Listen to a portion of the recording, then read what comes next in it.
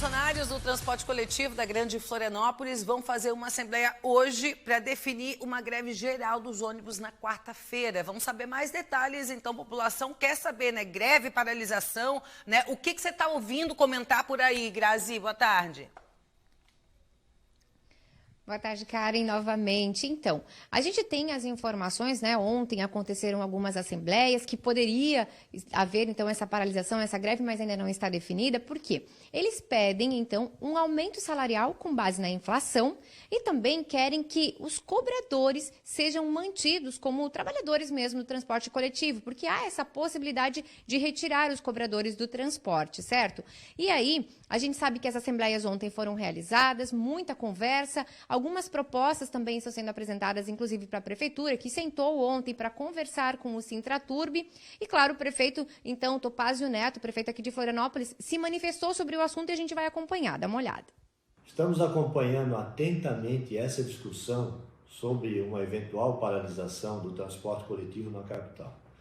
É importante esclarecer que não há nenhuma definição com relação à paralisação do transporte coletivo, nem hoje nem amanhã. O que existe é uma assembleia, que deve ser hoje à noite, onde o sindicato vai levar para a categoria dos trabalhadores a proposta que foi feita pelas empresas com relação aos reajustes salariais na database e outras cláusulas do acordo coletivo. A cidade não pode parar. Nós estamos numa fase difícil do inverno, com os nossos postos de saúde, os hospitais da cidade, com muita demanda por serviços de saúde. As escolas recentemente voltaram, as crianças estão na aula, os pais precisam que as crianças frequentem as aulas. Tem toda a retomada da cidade, as coisas estão crescendo, estão indo e, de outra forma, os trabalhadores e as empresas estão se entendendo, estão chegando num acordo, as negociações continuam, além dos reajustes de salário que estão sendo propostos, de maneira que a cidade não merece uma paralisação do transporte coletivo nesse momento. Muito bem, a gente continua acompanhando toda essa situação, né? Como o prefeito falou, e a gente também tem informação aí do Sintraturb de que hoje à noite, por volta das 10 horas, uma nova assembleia deve reunir, então, os trabalhadores que são os interessados, claro, para que eles tomem conhecimento dessa proposta e aí sim definam se haverá ou não greve e paralisação dos ônibus a partir de amanhã. Karen, eu volto contigo. Obrigada, Grazi. Olha, a manhã de hoje foi de pescaria farta. Essas imagens que a gente vai ver agora, ó, foram feitas pelos pescadores da Praia da Pinheira, na cidade de Palhoça. Muitas tainhas já na primeira puxada de rede, ainda tinha outras duas que não tinham saído do mar. Os pescadores calcularam por cima mais de 10 mil peixes, mas eles ainda estão contabilizando o número total. A safra da tainha começou no dia 1º de maio e vai até o dia 31 de junho. Vamos aproveitar para ver o que diz a previsão do tempo?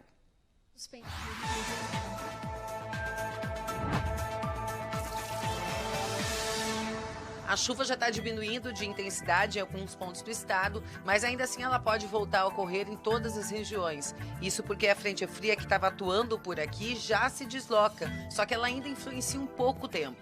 A tendência é que no decorrer da tarde ela vá embora e o tempo volte a ficar firme. Florianópolis tem máxima prevista de 19 graus, Criciúma no sul do estado, assim como Joinville e Chapecó, máxima prevista de 20 graus.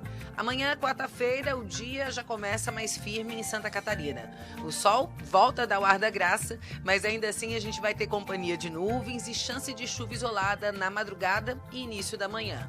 No restante do dia, tempo firme. Florianópolis tem mínima prevista de 16 graus e máxima de 19.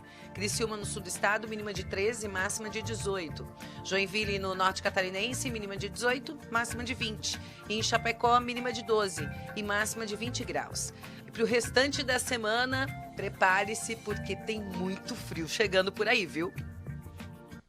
E é para saber mais detalhes dele que eu vou conversar agora com o meteorologista da Defesa Civil, Vitor Meirelles. Vitor, bem-vindo mais uma vez ao SC Acontece e já chega me contando. Tem um friozão chegando, quando chega?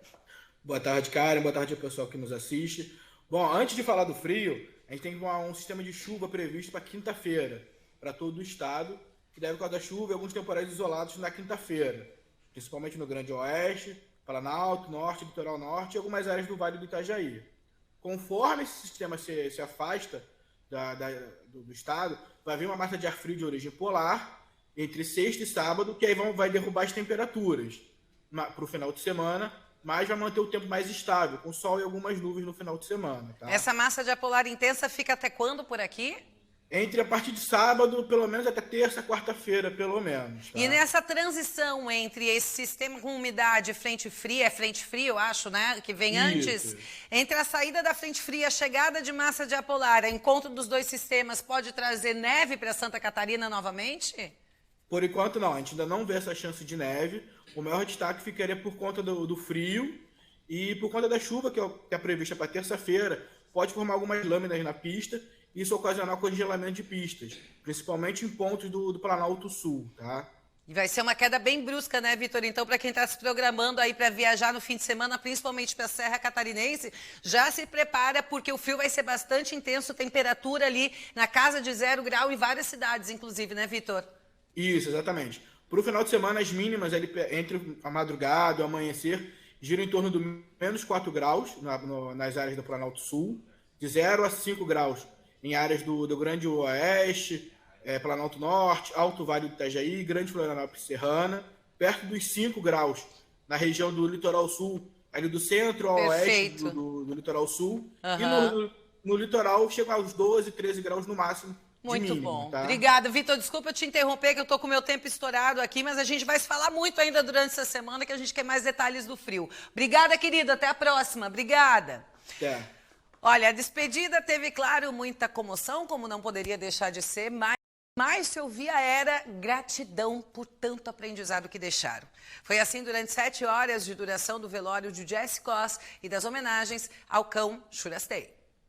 Será que Jesse Koss tinha essa ideia do quanto ele, seu amor, respeito e cumplicidade com seu fiel amigo Churastei impactavam a vida das pessoas? O Jesse é um exemplo. Uma coisa é fato. Independente de ter ou não, mesmo conseguindo realizar o sonho de fazer o seu projeto acontecer, o número de fãs e seguidores irem aumentando rapidamente, para eles, nada mudava. Ele foi exatamente ele, desde o primeiro dia, ele nunca mudou. Aquele menino que chegou lá em casa magrinho, pedindo um conselho, ele continuou até o último dia da vida dele, sendo aquele cara verdadeiro, com caráter ilibado, assim, foi incrível ter conhecido ele. Não só conheceu, como conviveu durante um tempo e ajudou muito Jesse e Churastei no início do projeto.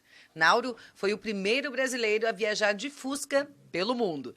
Já a amiga Andréa era quem costumava hospedar Jesse e Churastei quando eles estavam em São Paulo. E ela contou que ter os dois em casa era sinônimo de alegria. A gente ficava perto, não tinha como não ficar feliz. Eles eram alegria, luz. Mas além dos amigos próximos e família, muita gente que nunca viu a dupla de perto também estava lá, marcando presença na despedida e reafirmando o principal legado que deixaram. Ensinou muita coisa para muita gente, né? Que muitos que abandonam o animal, que largam por falta de espaço. Ensinou o amor e o respeito aos animais e não para por aí. Partiu, deixando no coração de quem conheceu essa história um combustível para que as lembranças tragam só alegria. Se algum dia ele pensou em viajar por causa de mim, ele conseguiu viver em 5 anos o que muitas pessoas não vivem em 5 vidas, assim. Por isso a gente tenta não ficar chorando nesse período, porque eles não merecem choro, eles merecem alegria, que eles levavam alegria para todo mundo. E com essas lindas homenagens a gente encerra o SC Acontece por aqui. Muito obrigada por sua companhia. Te encontro amanhã. Tchau.